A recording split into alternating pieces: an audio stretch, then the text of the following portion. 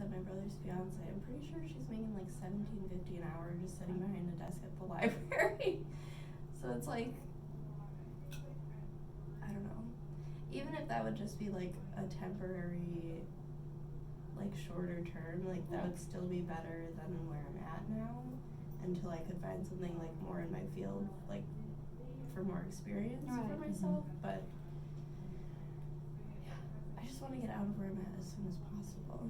Yeah. Well, and you are keeping an open mind about, that it doesn't have to be in your field. So that's, that's a good thing too, because that does give you, more true. options. Yeah, that's true.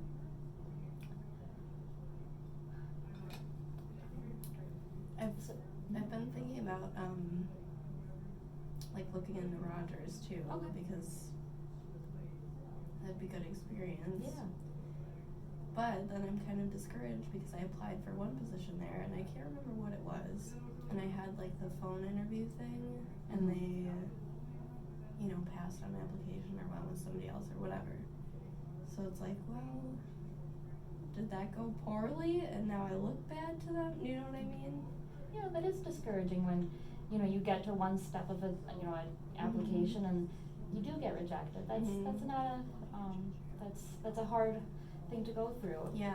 But, sometimes it does take your, a couple times of putting yourself out there for a job to, move to a next step. That's true, yeah.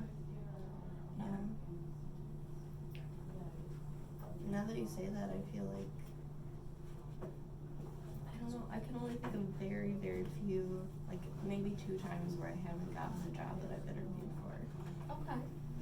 And so you are used to, being kind of right away accepted by different job positions.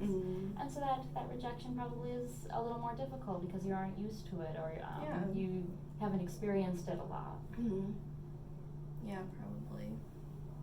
So maybe I'm being a little shy and reapplying with them. Yeah, well that's understandable. Being rejected is, it's hard.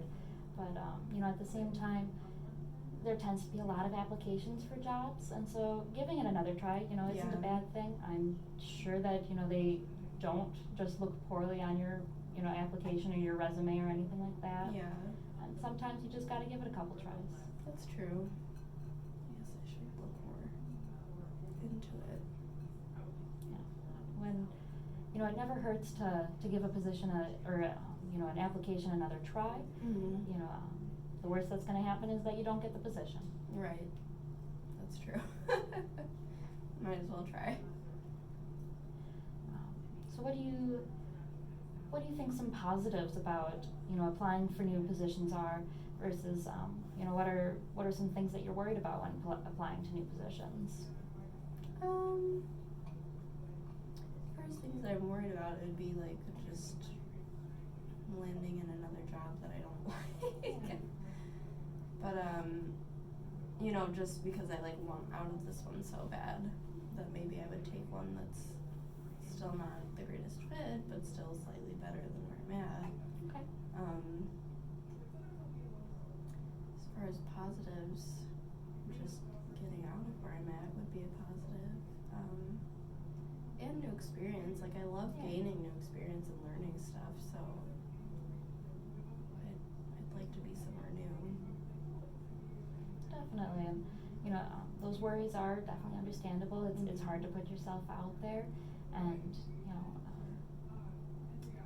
and gaining new experience can be a huge thing for you. And that sounds like something that you do enjoy, and that in the past have been really good experiences for you. Do you think so the place that I was at before my job now, I was there for 2 years, and now I've been at this place for like 6 months. Do you think that would look bad if I leave after, like, 6 months a really short amount of time? Do you know what I mean? Yeah. Does that look bad on a resume? I think that when you're unhappy in a position, and that you do have experience in other positions or other jobs that, you have been there a couple of years. Yeah. That one position where you've only been there for 6 months isn't gonna weigh as much as those other jobs that you were there longer. Okay, yeah. And, if you're truly unhappy, sometimes you have to do things for yourself. Yeah. And it sounds like you are truly unhappy in this current position. Yeah. Yeah, I'm almost to the point where I want to quit without having anything else lined up. But obviously, I know that's not responsible and not a great idea. But that's really what I feel like. Because then at least I would have time to look for other jobs and like the energy to, dedicate to applying and interviewing and following up on applications and stuff. But the responsible person in me will not do it. Yeah, but having so much frustration in your current position, that's definitely understandable to just want to up and quit. Yeah. And it sounds like that's something that would go against your values. Mm-hmm. And I guess what does responsibility mean for you?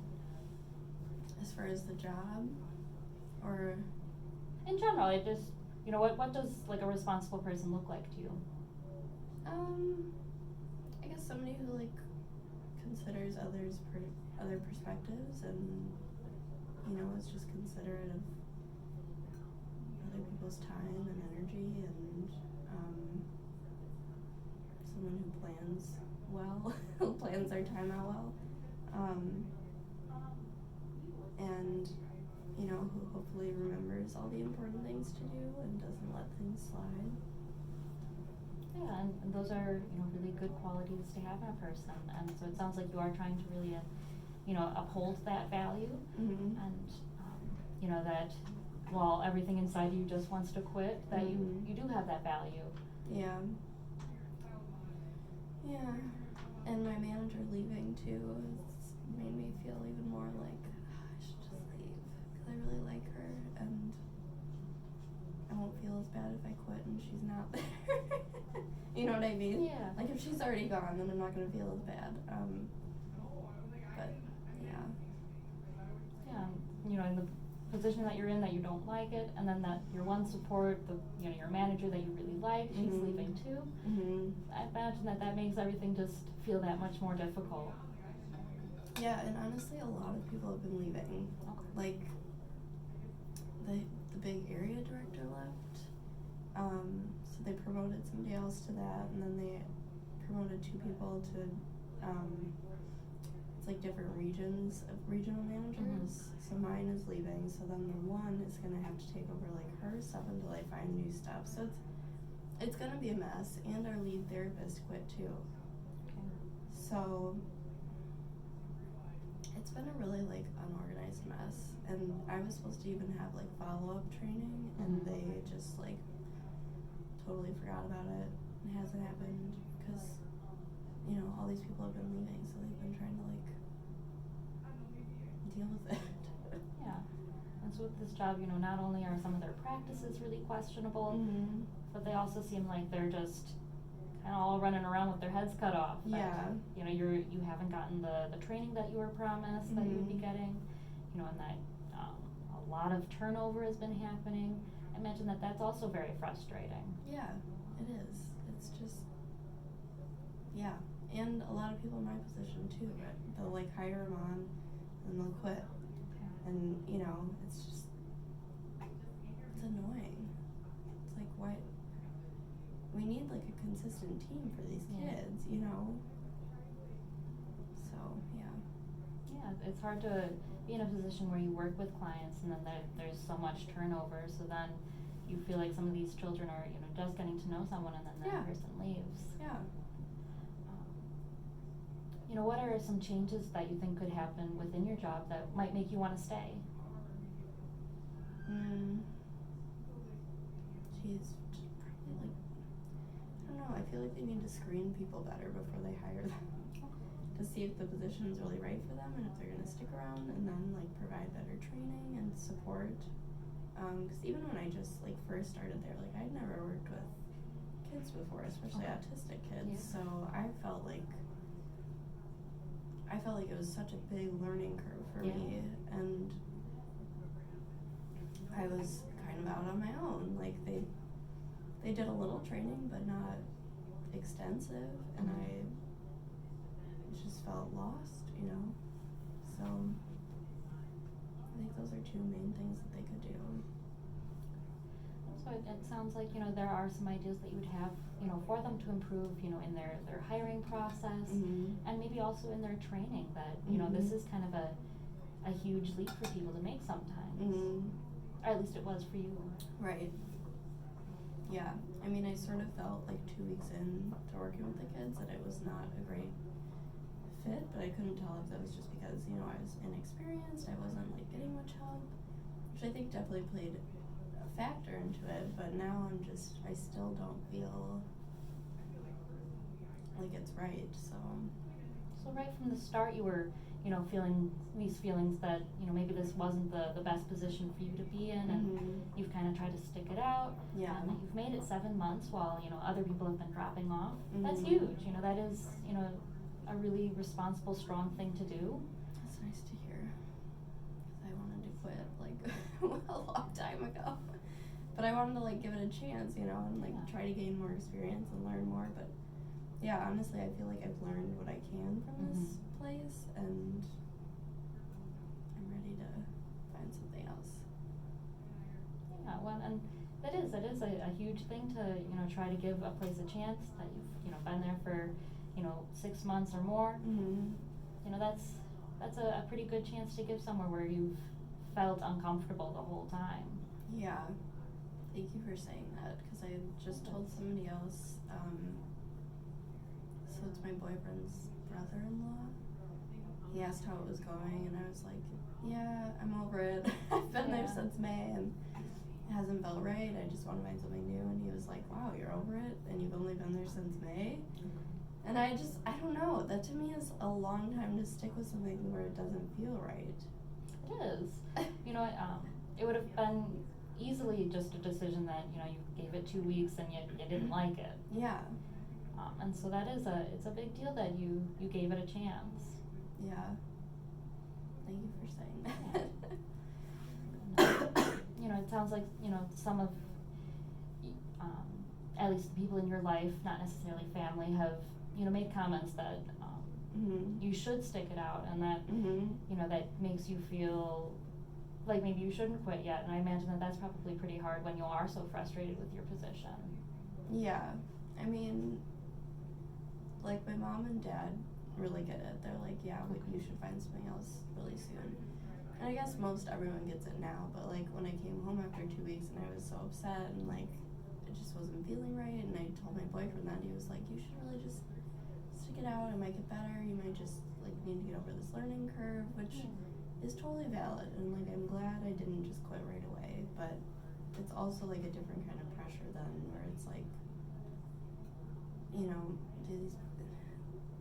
does he think that I should still be sticking it out? You know what I mean?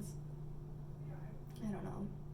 Well, and having, you know, family support that, you know, they can see that you're unhappy in the position, but at the same time, you know, you do get those comments of, well, you've only been there for 6 months. Yeah. I imagine that's frustrating for them to not see your side of it, that, you know, you are just unhappy there and that you have been the whole time. Yeah, and, you know, they don't know what a session looks like, you know, so how can they really judge off of, you know, just like a time period, really? Yeah, definitely. You are in a high energy position where you are working with a child one-on-one for, you know, 3 or more hours at times, and that's exhausting. Yeah. Especially when they don't want anything to do with you. It's like you try one thing and they're over it 5 minutes later. You try another thing. So it's like 3 hours with one kid feels like an eternity. Definitely.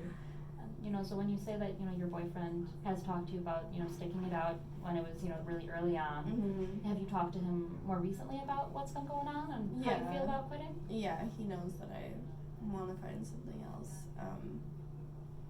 And I think he gets it. I just think his values are not his values. I don't know what it is. His norm is a little bit different than mine. Like, he's at a job that he doesn't like either, and he's been there for 5 years. Okay. You know what I mean? Like, I'm more of the type of person who, like, needs to be fulfilled by their daily work, and I will make the change if need be. And I think he's more the type who's like, oh, I'll just deal with it and just, you know, I've been here, it's comfortable, it's safe, I'll just stay. You know what I mean? Yeah. Like, we're just different in that way. So I think I just don't know if he totally sees it from my point of view. Okay. Well, and you know, that's difficult when you feel like there's maybe some pressure for you to just put up with it. Yeah. You know, just because, you know, he's staying in his position, that doesn't sound like it's, you know, the right move for you. You know, like you said, you are someone that needs fulfillment from their day-to-day job. Mm-hmm. And that you aren't currently, you know, getting your highest, you know, fulfillment. That must be, you know, putting a lot of strain on you. Yeah, I would say so. Yeah. And I don't think it's right of him to stay in his job if he doesn't like it and he's been there for 5 years. But, you know, I can't make his decisions for him, but I can make mine. And Yeah. I can get out of this company. Yeah, well, I'm glad that, you know, you recognize that you are going to make your own decisions even with his opinions. Yeah. Because that's, you know, not always an easy thing to do when you have those support systems that do kind of disagree with some of your views. Yeah, that's true. And so that's really big of you that you're able to, you know, continue on with that decision. Thanks. Yeah. I feel like I've always been kind of stubborn and headstrong, so I don't really let a lot of other people's opinions affect my Yeah. ultimate decisions.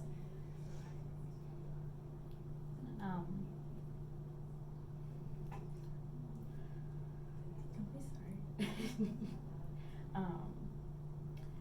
So that you are really unhappy in this position, you know, you've been in there for about 6 months or more, Mhm. and that, you know, there are some questionable practices that they use, you know, some of their data isn't the most consistent, Mhm. that they're just kind of tossing clients back and forth between different Therapists, yeah. therapists, Mhm. and then that, you know, you are getting some pushback from, you know, your support systems that you should just stick it out a little bit, Mhm. but, you know, in the whole of it, you do want to change positions, but you are having a hard time finding a new job. Mhm. That sounds like a really frustrating position to be in whole. And, you know, while you're talking about this right now, what are some feelings that you're feeling while we are just talking through this? I'm just frustrated and anxious and exhausted. I just, like I said, I feel like I'm in a continual state of exhaustion. Okay. And I want to find something new.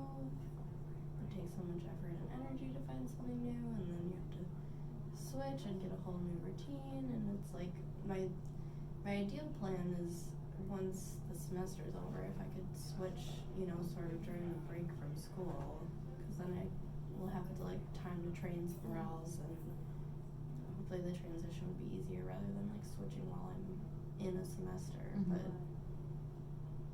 if it doesn't happen, it doesn't happen. I just want it to happen soon. Yeah, so it sounds like you do have a plan that you're gonna, you know, really buckle down on trying to find a new job while we are in that break. Mm-hmm. And so, I have a question.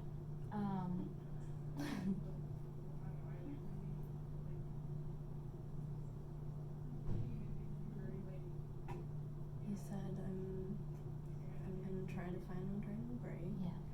And So I guess,